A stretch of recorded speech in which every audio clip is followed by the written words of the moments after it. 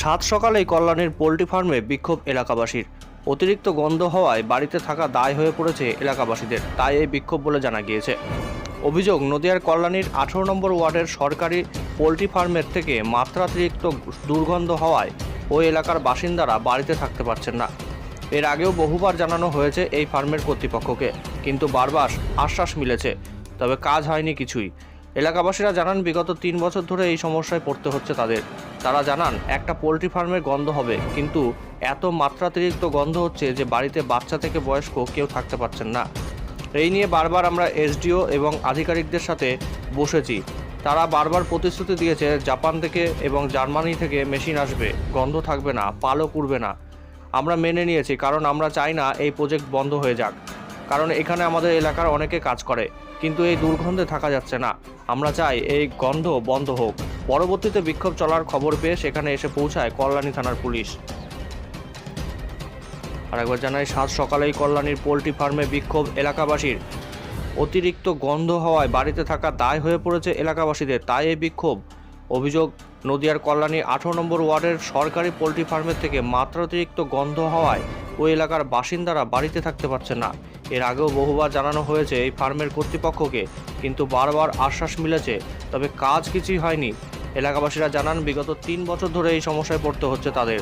তারা জানান, একটা পোল্ট্রি ফার্মের গন্ধ হবে, কিন্তু এত মাত্রাতিরিক্ত গন্ধ হচ্ছে যে বাড়িতে বাচ্চা থেকে বয়স্ক কেউ থাকতে পারছেন না।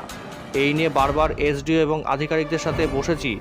তারা বারবার প্রতিশ্রুতি দিয়েছে জার্মান থেকে জাপান থেকে মেশিন আসবে, গন্ধ থাকবে না, পালক উড়বে না।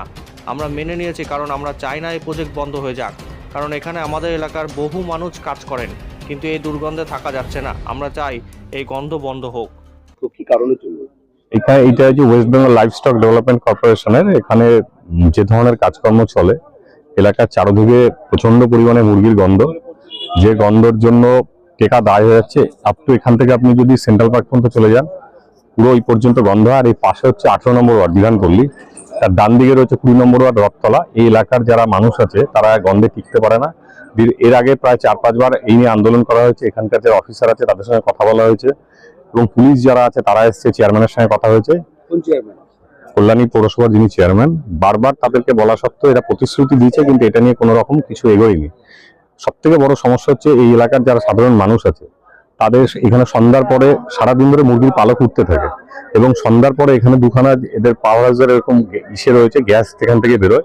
তার জন্য এলাকার মানুষের টেকা দায় হয়ে যাচ্ছে। বিক্ষোভ কি কারণে? অবস্থান বিক্ষোভ আমাদের দীর্ঘদিন ধরে চলছে। আমরা বিগত প্রায় 3 বছর ধরে একটা বড় পোল্ট্রি ফার্মে তারা গন্ধ ছড়াবে স্বাভাবিক, কিন্তু এত অতিরিক্ত গন্ধ বেরোচ্ছে, এইটা নিয়ে আমরা বারংবার এসডিওর কাছে এসডিওর সঙ্গে 2 বার বসেছি। এইখানকার যারা আধিকারিক আছে তাদের সঙ্গে আমরা কয়েকবার বসেছি। ওনারা আমাদের প্রতিশ্রুতি দিয়েছে জাপান থেকে মেশিন আসবে, জার্মান থেকে মেশিন আসবে, অত্যাধুনিক মেশিন বসানো হবে, গন্ধ থাকবে না, পাখনা উড়বে না।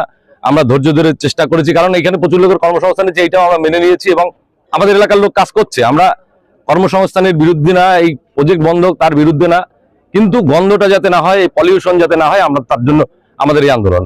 বিশেষ করে বাচ্চাদের এত সমস্যা হচ্ছে, ঘরের দরজা তো আমরা খুলতে পারছি না, 24 ঘন্টা আমরা থাকতে পারছি না এলাকায়।